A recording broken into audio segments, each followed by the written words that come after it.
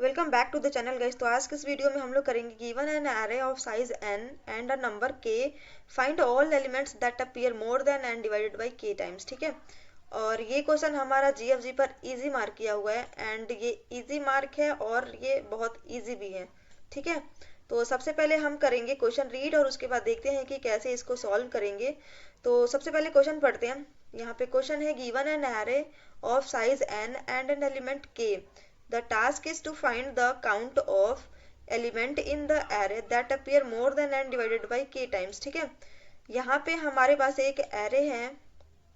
ठीक है, उस एरे में कुछ एलिमेंट्स है और k दिया हुआ है और n दिया हुआ है। तो यहाँ पे हमें उन एलिमेंट्स का काउंट बताना है जिनकी ऑकरेंस जो है वो अगर n को डिवाइड करें 4 से तो जो भी आंसर आएगा उससे ग्रेटर है। ठीक है, सपोज कर लेते हैं कि यहाँ पे 3 है, तो 3 की ऑकरेंस कितनी बार है, तो 3 ये हमारा 3 बार आया हुआ है। और यहाँ पे n को k से डिवाइड करेंगे तो कितना आएगा, तो वो n को k से डिवाइड करेंगे तो 2 आएगा। तो ऑब्वियसली यहाँ पे 3 की जो फ्रीक्वेंसी है वो 2 से ग्रेटर है, तो वो एक काउंट होगा। फिर इसी तरह इसमें 2 है। ठीक है, 2 की भी फ्रीक्वेंसी 3 बार आई हुई है, तो यहाँ पे भी 3 बार है, तो 3 ज्यादा है ना 2 से, तो वो इसलिए हमने इसको काउंट किया है। तो यहाँ पे इसलिए आउटपुट हमारा 2 आ रहा है। और देखते हैं इसी तरह हमारा सेकेंड एग्जांपल है और देखते हैं इसकी कॉन्स्टेंट्स क्या दिया हुआ है। तो कॉन्स्टेंट्स में दिया है एक्सपेक्टेड टाइम कॉम्प्लेक्सिटी हमारी ऑर्डर ऑफ n है और स्पेस जो है वो भी ऑर्डर ऑफ n है और ये रेंज दिया हुआ है। ठीक है, तो देखते हैं कि कैसे इसको सॉल्व करेंगे। पे मैं फर्स्ट एग्जांपल को पिक करती हूँ और उसको समझने की कोशिश करते हैं कि इसको कैसे सॉल्व करना है। तो यहाँ पे मैं कॉपी करती हूँ और यहाँ पे ले आके इसको पेस्ट कर देती हूँ। ठीक है, इसको हटाते हैं पहले और इसको थोड़ा बड़ा करते हैं ताकि विजिबल हो।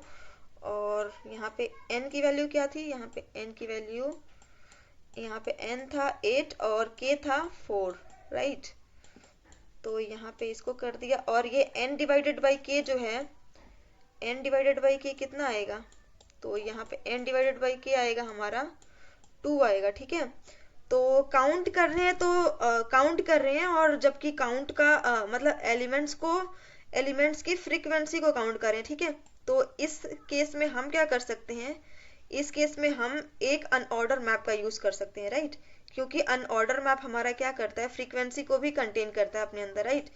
तो यहाँ पे मान लेती हूँ कि ये एलिमेंट है और ये एलिमेंट कितनी बार आया हुआ है, मतलब उसकी फ्रीक्वेंसी कितनी है, तो वो यहाँ पे उसकी वैल्यू में स्टोर करवा लूंगी। ठीक है, पहले सपोज कर लेते हैं कि यहाँ पे 3 पे है। ठीक है, तो यहाँ पे 3 कितनी बार आया हुआ है, तो यहाँ पे 3 अभी एक बार है। फिर आते हैं इस पे, तो ये 1 कितनी बार है, तो अभी 1 एक बार है। ठीक है, फिर 2 पे आए, तो यहाँ पे 2 में इसके एलिमेंट पे एलिमेंट स्टोर किया और 2 कितनी बार आया है, तो 2 हमारा एक बार आया हुआ है, राइट। फिर यहाँ पे आए तो ये 2 हमारा कितना हो गया, तो ये 2 दूसरी बार आया, तो ये फ्रीक्वेंसी इसकी इंक्रीज हो गई। ठीक है, फिर हम आए यहाँ 1 पे, इसकी फ्रीक्वेंसी कितनी हुई है, तो यहाँ 1 पे इसकी फ्रीक्वेंसी है हमारी 2 हो गई। ठीक है, क्योंकि ये पहले से 1 था और यहाँ पे एक और इंक्रीज हो गया, तो यहाँ पे इस केस में 2 हो गया। फिर आया 2 पे, तो यहाँ पे 2 कितनी बार है अभी, तो यहाँ पे 2 है हमारा 2 टाइम्स था। ठीक है, तो एक और इंक्रीज होके हो गया हमारा 3। तो यहाँ पे ध्यान से ऑब्जर्व करना कि हमें क्या चाहिए था, हमें n डिवाइडेड बाई k से ग्रेटर चाहिए था। ठीक है, तो ये n डिवाइडेड बाई k से ग्रेटर ही है। तो इस केस में हम क्या करेंगे, अपने काउंट को इंक्रीज करेंगे। काउंट में हमारा हो जाएगा 1 और इस वाले एलिमेंट को, मतलब इस वाले को कोई बहुत ही लीस्ट वैल्यू से इसको मार्क कर देंगे। सपोज 10 के, मतलब जितनी भी लिस्ट हो उससे हम मार्क कर देंगे। कुछ भी यहाँ पे लगा सकते हैं, कुछ भी, मतलब कितना भी जीरो लगा सकते हैं। ठीक है, और ये हमारा हट गया। अब फिर अब आए यहाँ पे 3 पे। ठीक है, तो 3 पहले कितना था, यहाँ पे 3 था एक बार, तो एक और इंक्रीज हो गया, तो एक हो ये हो गया हमारा 2 टाइम्स हो गया।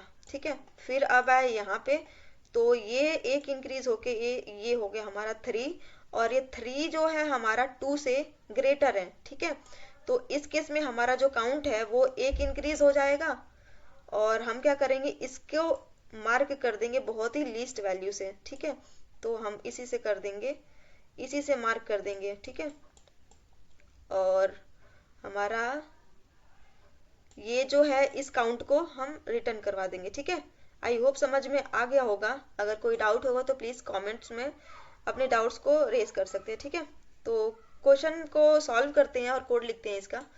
तो क्वेश्चन में हम कैसे कर रहे थे, एक अनऑर्डर मैप बना रहे थे, अनऑर्डर ORDERET। ठीक है, अनऑर्डर मैप बना रहे हैं और ये हमारा एलिमेंट के लिए है और ये हमारा काउंट के लिए है। तो इसको MP नाम देते हैं। और एक होगा हमारा काउंट जिसको हमें फाइनली रिटर्न करना होगा। ठीक है, तो इसको रिटर्न भी करवा देती हूँ मैं। और उसके बाद क्या ले रही थी मैं, उसके बाद एक n डिवाइडेड बाई k लेना है। ठीक है, n को k से डिवाइड करें तो यही तो हमारा मेन है। ठीक है, और यहाँ पे ट्रैवर्स करना स्टार्ट करती हूँ, ये 0 से लेकर n तक जाएगा।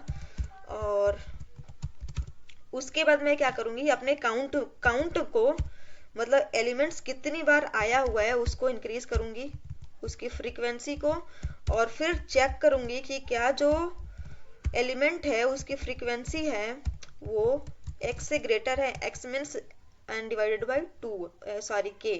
ठीक है, अगर है उस केस में, तो उस केस में मैं क्या करूँगी, अपने काउंट को इंक्रीज करूँगी और उसके बाद मैं क्या करूँगी, उस एलिमेंट में मतलब उस इंडेक्स को मैं एकदम बहुत ही लीस्ट वैल्यू से उसको मार्क कर दूंगी। ठीक है, और आई होप ये चलेगा हमारा कोड। तो टेस्ट करते हैं इसको, कंपाइल एंड रन। ठीक है, तो ये हमारा चल रहा है एंड आई होप समझ में आ गया होगा।